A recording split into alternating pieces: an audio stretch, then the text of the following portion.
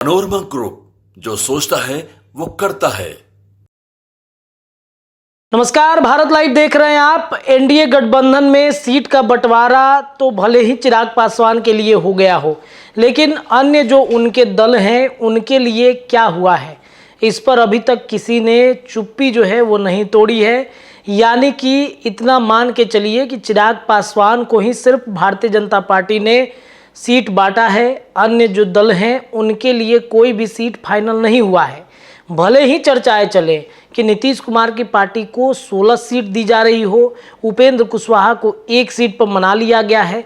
इतना ही नहीं, जीतन राम मांझी की पार्टी को भी 1 सीट पर मना लिया गया है, लेकिन अभी तक चिराग पासवान के जैसा किसी ने ऑफिशियली अनाउंसमेंट नहीं किया है।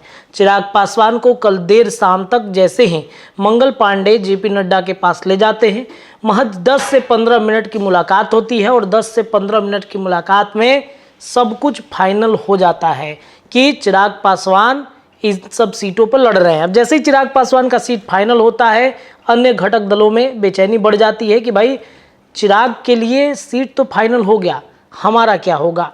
देखिए, जीतन राम मांझी की पार्टी को 1 सीट मिलना है और वो गया की सीट पर पहले से भी पूर्व में दावेदारियां करते रहे हैं। तो ऐसे में संतोष सुमन क्या उस सीट से लड़ेंगे? क्या जीतन राम मांझी अपने बेटे संतोष सुमन के लिए वो सीट भारतीय जनता पार्टी से फाइनल करा चुके हैं? देखिए, संतोष सुमन लगातार गया के दौरे पर रहते हैं। गया में जो भी छोटे मोटे कार्यक्रम होते हैं उन सभी कार्यक्रमों में वो शिरकत करते हैं। और एक बार फिर से जीतन राम मांझी ने गया की सीट पर अपनी ताल जो है वो ठोक दी है कि गया की सीट से ही इस बार हम लड़ेंगे। देखिए, गया की सीट जदयू की सीट है, वहाँ से जदयू के सांसद हैं और यानी कि भारतीय जनता पार्टी ने जदयू से वो सीटें ले करके छीन करके जीतन राम मांझी को वो सीट सौंप दी है। गया की सीट पर अगर जीतन राम मांझी का बात फाइनल नहीं होता है तो फिर गठबंधन में जीतन राम मांझी और हिंदुस्तानी अवाम मोर्चा के लिए चिंताएं पैदा करेंगे।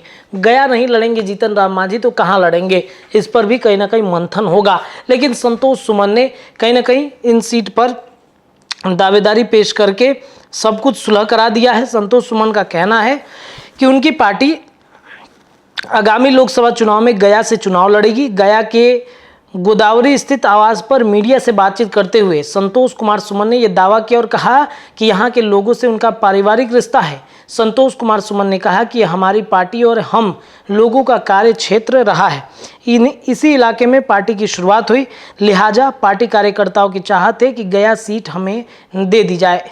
इतना ही नहीं, संतोष सुमन ने दो टूक अंदाज में कहा कि मेरी पार्टी इस सीट को लेकर व्यापक तैयारी कर रही है, ऑफिशियली अनाउंसमेंट का इंतजार किया जा रहा है।